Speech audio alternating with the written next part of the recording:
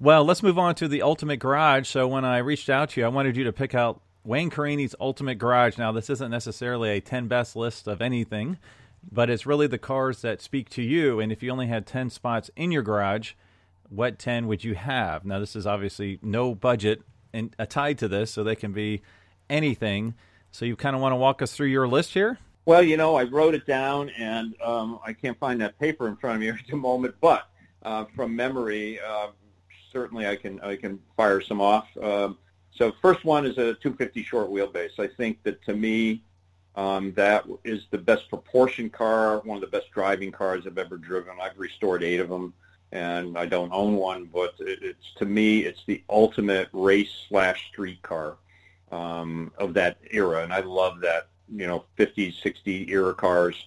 So I like that. 8C Alpha, just any Alpha with a 8-cylinder with a supercharger on it is just a phenomenal car. Whether it's a Zagato body or a Touring body, whatever it may be, I think that they had it all together back in that era. Just for the record, I do have your list here. So if we miss one, I'll be able to catch it for you. And as we go through them, let me ping just some of the average values just so that our listeners can understand kind of the price point of some of these cars. So the Ferrari 250 short wheelbase, that was 59 to 63. Average value, $7.7 million. And I'd like to use Haggerty's trends, and it's actually down 28% over the last 3 years, so now's the time to buy, right? It is. Chassis number 1741, I restored, was the first short wheelbase I restored, and that would be the ultimate one for me. It was the New York Auto Show car, and Francois Sicard and I restored it together. Francois put GTO pistons and cams in, and I'll tell you what, that thing's really unbelievable power. So, yeah, great car. Price is down. I could have bought that car for $950,000 back when I probably couldn't put gas in my car that day. But yeah, the Alpha 8C, I don't have any trends on that because they're so rare. I think they made under 40 of those, but the last two sold for around the $20 million mark. So gorgeous, classic, iconic cars that really bring the money in the marketplace. So those are extremely rare. And your third one I have is the Jaguar D-Type. A D-Type to me was just such a fabulous race car. Jaguar had come so far. I have a SS100 Jag myself, and I've had a C and a D-Type replicas in the past, but a D-Type's just phenomenal. We were on the California Melee about maybe it was, I don't know, 15, 18 years ago, and I was driving my 3-liter Bentley, and every day at lunch I would see the guy that was driving the D-Type having his dessert at lunchtime, and I would get in my car and I would take off because I know that he would pass me, and I'd just wait for him to come, and I'd look in the mirror. I'd say, okay, here he comes. Listen, zip by me doing 100, 130. Just, oh my God, that car is just phenomenal. Well, and now your SS100, is that the one with the crocodile skin? It is. Yeah. Alligator interior is Dave Garraway's car, and Dave raced that car in the 40s and into the 50s, and he put a 120 Jag engine in it, which it still has. He tried supercharging the original engine. It just didn't give him enough power. And that car was probably one of the cars that appeared in magazines, the most appearances in magazines of that era of any car, because Dave Garraway was the first live television personality. He was the host of the Today Show, and it started in I think it was 1950. And so because of his recognition worldwide of being this new personality, that car was written up everywhere.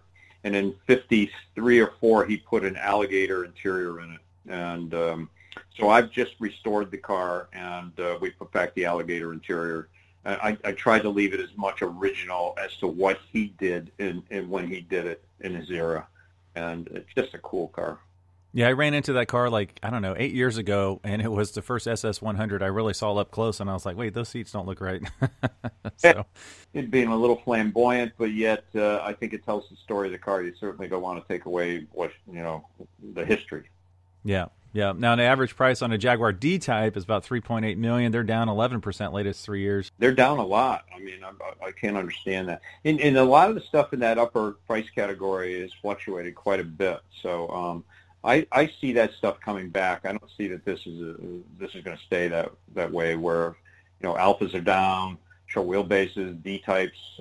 I think that market will start climbing back up again. Well, and that's one thing we've noticed during the pandemic is a lot of cars have sold, but when you eclipse the $1 million price point, that realm has somewhat slowed down, at least from the online sales. That's much more of a live event offering there. Yep, absolutely. All right, the next one is the Bugatti Type 51, which threw me for a little bit because I'm used to the 35s and the 57s. So tell us about that car. Well, a Type 51's another, it just looks like a Type 35 Grand Prix car, except for it's a twin cam. And just a little bit different, but I like the aspect of seeing a twin cam engine in there, so that's the one I would choose. I'm actually negotiating with John Bothwell right now to order one and get it on order so I can have it for not this summer but for next summer and get that experience. So yeah, I wish I could afford a real Type 51, but I'll go for the Persang. Yeah, and we actually had one sell, I think it was an Amelia, right before the shutdown for around $800,000. So they're really nice, cool cars, beautiful cars. Now, the next one, you have to educate me on this because I know of the cars, but it's an Aero engine Bentley with a Merlin. Tell us a little bit about that car. I'm intrigued by Aero engine cars. So they took airplane engines out and they put them in cars. Jay Leno's got one that was built by Bob Peterson over in England, and it's got the Merlin fighter plane engine in it. And just to have something that is just huge engine, and a lot of the early Aero engine cars, you can see all the mechanicals working, so you can see the push rods going up and down, and for the valves and the valve springs clattering and all these things happening and flames coming out of the side. That does it for me. I mean, there's a lot of cars. The Fiat, the famous race car with the Aero engine in it. I think that is the coolest stuff. And a lot of that stuff was handmade back in the 40s and 50s because these aircraft engines were laying around. They didn't know what to do with them. And they started putting them. I think it's cool as hell. Right. Yeah, definitely cool. All right. The next one's one close to my heart. It's a Shelby GT350. I'm assuming you mean, what, 65? 65 Shelby 350. I own number 150. And I'll tell you what, if you want a fantastic driving car that gives you the experience of driving a race car on the street, that's it. I mean, the Shelby took the Mustang and totally transformed it into a race car. A lot of people didn't know that they were getting a car that they could literally drive to the racetrack and be very competitive with the car and probably win your class with that car. I think that it for a driving experience, sort of like the Grand Prix car that I was saying, that experience of driving a car like that and not only on the track but on the street is pretty phenomenal. I've taught my grandson about smoking the tires in that car, and so he loves that when we go on the driveway. We go on the driveway and we smoke the tires. I got a big, long driveway. And matter of fact, we were on vacation at the Cape a couple of years ago, and here he is. He's like, 3.5, 4 years old, and this guy's walking down on the beach, and he looks up. He says, "Hey, my name's Connor. This is my pop-up. We smoke the tires." That's awesome. Says, "What car do you have?" And he says, "Well, Shelby GT350." I'm going, "What? You know all that stuff? How do you know that?" Wow. I just love the Mustang, Shelby GT350. And I got to say one more thing about Shelby's and about his involvement with Ford. I'm about to go right after this interview to my local Ford dealer and order a new GT500 Mustang. I saw one yesterday. I fell in love with it, and I'm on my way to place my order this afternoon. So, what color are you going to get? Orange. Oh, good. Okay, something bright. All right. Orange and black. I mean, I'm tempted to go for that bright green color.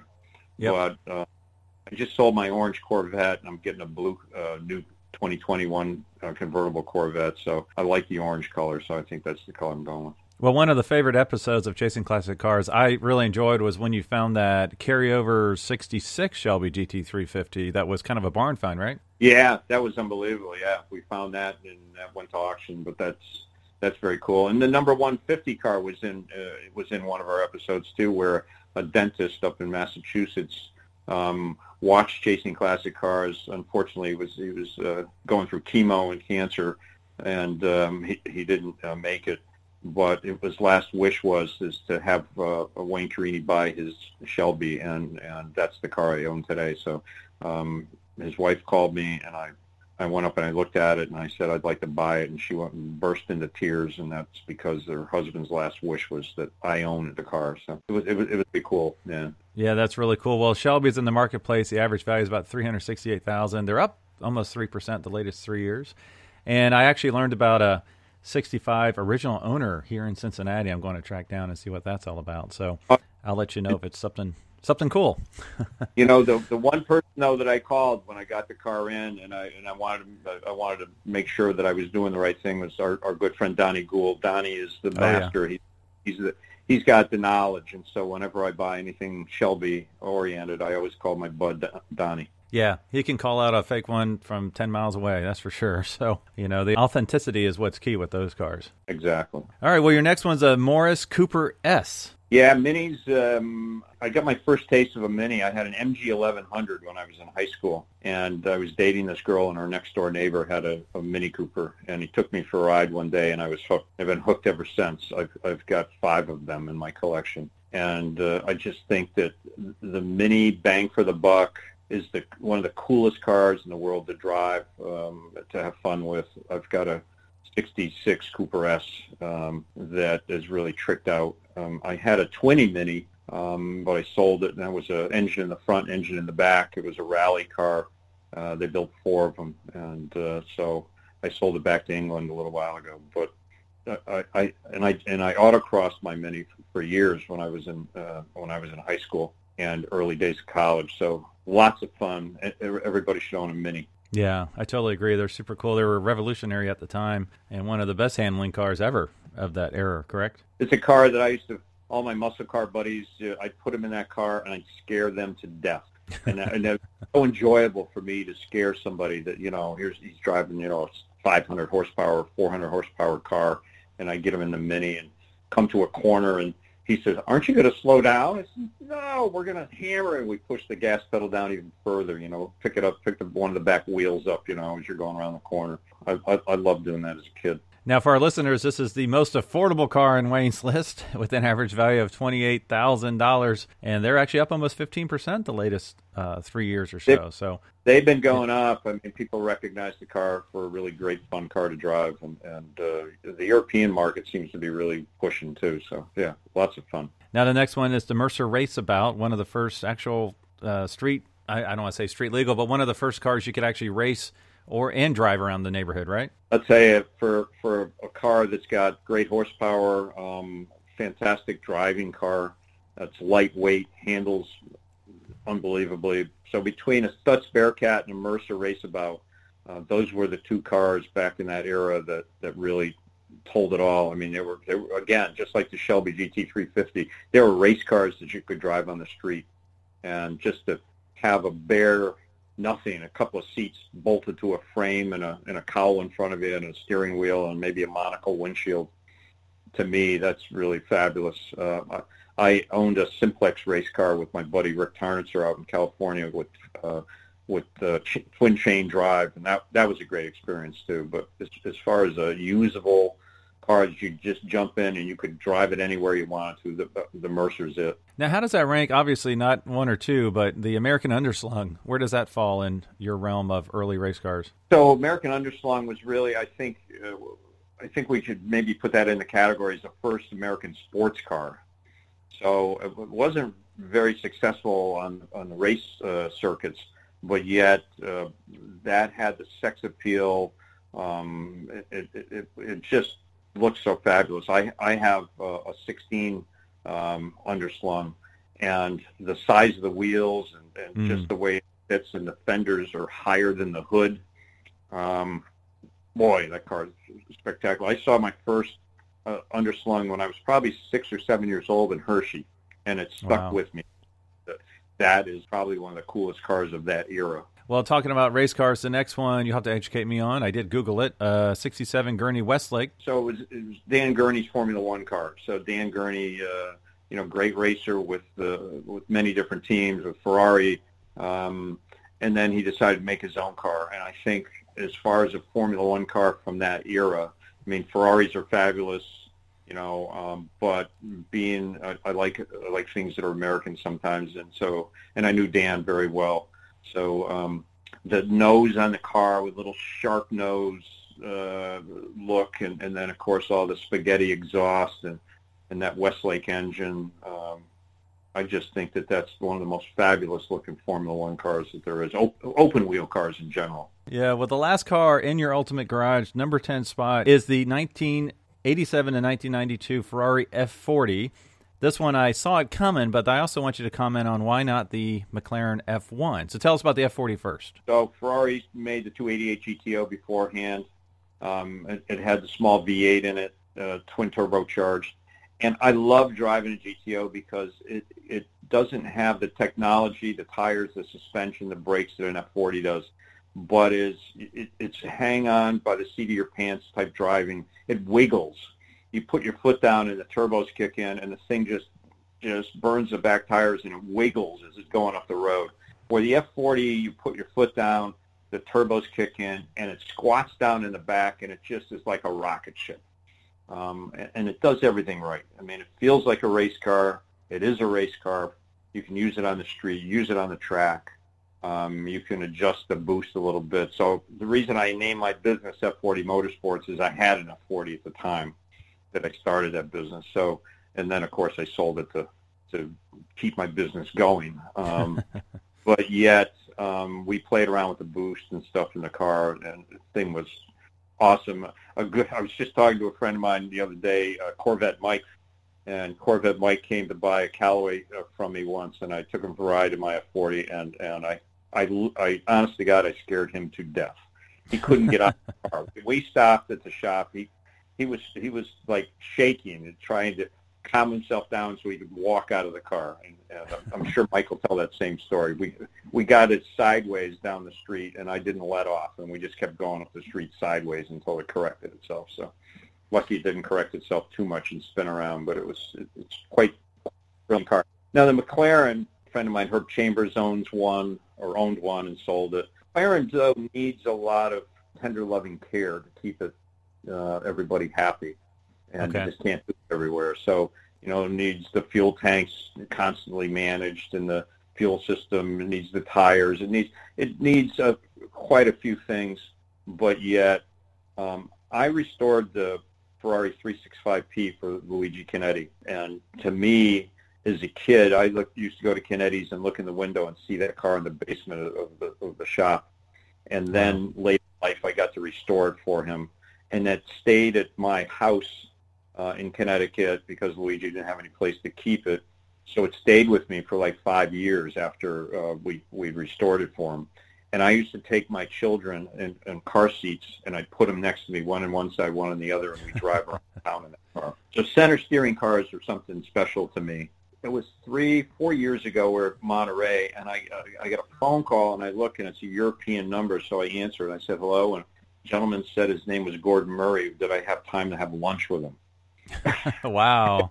I said, yeah, I think so. I think I could fit that in today, Mr. Murray. And we had a 3-hour lunch, and it was just the most phenomenal experience talking to somebody.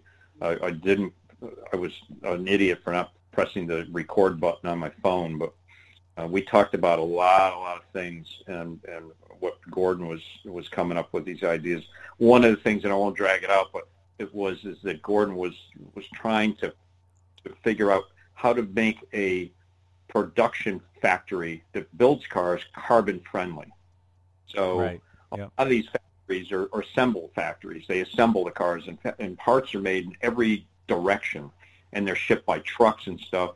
So Ford had done this, and he was looking into it further, where they have a facility under one roof where all the different manufacturers manufactures the parts. One makes the seats, one the dashboard, one the instruments, and they're all under one roof, and they travel around on a train within the assembly plant to pick all the parts up to actually build the car. Wow. So it was an unbelievable lunch. So yeah, that would probably be one that I would replace with the Ferrari, but one of my businesses called F40 Motorsports. I think I got to stick with the F40. Well, it's a good choice from a market trend perspective. Average value is $1.2 million, and they're up 22.2% the latest 3 years. So they've been climbing. Now, is that 3-seat Ferrari? Is that at the Simeon Museum right now? It was, yeah. So, gentleman purchased that down in Texas, and it's actually the poster car last year, and will continue to be the poster car this year, seeing that Pebble didn't happen last year, of Pebble Beach this year. So it's the gentleman with his wife and one of his children in the car. It's a drawing of that, and I'm real proud of that. I got to show that car at Pebble, but we didn't have it judged, and so I was able to drive the car on the lawn at Pebble, and that was probably about 18 or 19, 20 years ago. And I had my wife on one side of me and one of my best friends on the other side, and I thought I'd died and gone to heaven, you know, to be able to drive that car that I lusted after as a kid, to be able to restore it, and then to be able to show it at Pebble Beach, and then have Mr. Pininfarina come over and talk to me about the car with Luigi Canetti, the owner. That was a pretty cool experience. I've been very lucky in my life, in my automobile career, to have done such really incredible things and have met such fantastic and interesting people. So I'm a very lucky guy. Yeah, that's really amazing. It's great that you're able to share a lot of that with the viewers of Chasing Classic Cars, because I think it's just a little snapshot of kind of the life you lead. And I think that's why people like it so much, because you get to really see some cool stuff that you're able to do. Obviously, the cool cars, which is really neat. And speaking of cool cars, if we were to put all of your top 10 cars into the Ultimate Garage, based on my calculations, now this is spitballing some of the cars I wasn't quite sure about, it'd be about $35 million. So you've got some very nice taste there, Wayne, for sure. Yeah, well, I mean, it's just stuff I like. And in my collection, it's all cars that I like. And I think that's the key to collecting too today, is that you have to be cautious of what you buy, but yet you better like it. When I sell someone a car, I always say, don't listen to your uncle or your cousin or your next door neighbor. Buy what you like, because if the world goes to zero tomorrow financially, you better like what's in your garage. You better not say, oh, I don't really like it, but my cousin Harry, he said it was a great buy. Like what you have, and I think that's the most important thing. I own a lot of unusual cars, and people say, why do you like that car? I say, I don't know, I just like it. It makes me happy. And I think that's really the best thing. And getting back to being lucky, so I was lucky enough to have the opportunity to do Chasing Classic Cars. It started with a Hudson Italia article written in the New York Times by Donald Osborne about my Hudson Italia. And the head of the production company read that article, came up and asked me if I'd like to do a TV show. I thought that he was totally insane. And here we are 16 years later, in 52 countries around the world. Millions and millions and millions of people have watched it, and it's amazing that it took off the way that it did, and it changed my life for the better. I mean, you know, I control it. I don't let it get to my head. I don't, you know, I'm still the same exact person I always was. But it's great to be able to see such great people and learn their stories. And that's what collecting cars is basically about. The cars are great, but the stories are fantastic. Yeah, absolutely. And speaking of which, how many more years can we expect you to be providing such great automotive content? Well, we're just finishing up this year's episodes right now. We're on board for next year, and then we'll see what happens after that. That's where our contract takes us right now. There's all sorts of great things that during the pandemic that I had the opportunity to sit down and figure some new things out for the future. So there's all sorts of things that people see popping up. We've got a fan club that's just getting together right now, and lots of other ideas. And I think they'll all come out, and within the next year, there'll be some great things popping up. Yeah, and actually, could you mention, I was on your website, I noticed you have some great swag you can buy, you know, like some shirts and caps. I thought, wow, that's some really nice stuff there. And I know you're looking into a winery. Is that right? Yeah, so we're gonna I've got a 30-acre farm that we bought, and we've got some great open fields. So I always thought that having a winery, driving up the driveway and seeing grapes in a winery was like my ultimate dream. So the first dream was to have a big red barn full of cars, and I found a place that the guy built a barn. He was a veterinarian, a horse veterinarian. He had a huge barn built in 2001, and all post and beam. And today there's no horses in there. There's just my car collection and motorcycle collection. And then we built a new house on the hill. And now the final part would be to put the winery in. So yeah, that would be it. I'd be totally thrilled with that for the rest of my life. Wow, that's really amazing. Well, for our listeners, obviously they can find you, on Chasing Classic Cars. What's the other way that they can reach out to you? F40motorsports. It's F40.com, correct? Yeah, F40.com, and then WayneCarini.tv. So that's where you see all the swag that you're able to write to us. We're about to launch a new app where if people have cars to sell, they can go on the app and download all the information. We're just trying to make it easier for people to reach us. So the new app will be kicking off in probably another month. And all sorts of crazy new things coming out. And we really look forward to seeing all of our friends and all of our colleagues and meet new people, too, at Amelia Island. That's just in a short couple of months. So we're really looking forward to getting back at that. That was the last event that we were at, and we're really looking forward to going down and spending some time with Bill Warner and his crew. And I think it's one of the most phenomenal car shows in the world, and we're going to get back at it again. Yeah, that's awesome. Well, thank you so much for your time today, Wayne, and sharing with us your ultimate garage. Thank you very much. Nice to speak with you. Thanks for listening to the Collector Car Podcast. Don't forget to give us a nice rating on iTunes and be sure to follow us on Instagram and everywhere else at the Collector Car Podcast.